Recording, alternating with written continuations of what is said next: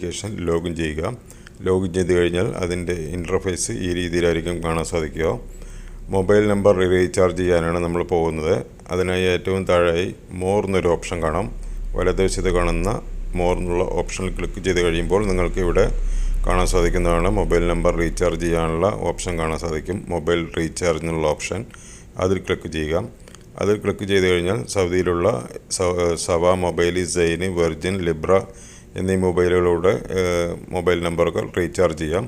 അതിനായി അതിൽ ക്ലിക്ക് ചെയ്യുക. അപ്പോൾ നിങ്ങൾക്ക് ഇവിടെ മൊബൈൽ നമ്പർ ആഡ് ചെയ്യാനുള്ള ഒരു പേജ് ഓപ്പണായി വരും.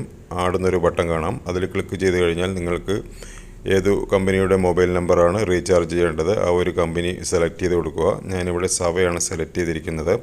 അതിനുശേഷം മൊബൈൽ നമ്പർ ടൈപ്പ് ചെയ്ത് കൊടുക്കുക. അതിന് തൊട്ട് താഴെ ഷോർട്ട് നെയിം എന്നുള്ള ഭാഗത്ത് നമുക്ക് മനസ്സിലാകാൻ വേണ്ടി എന്തെങ്കിലും ഒരു പേര്, ആ മൊബൈൽ നമ്പർ ഉപയോഗിക്കുന്ന ആളുടെ പേര് ടൈപ്പ് ചെയ്ത്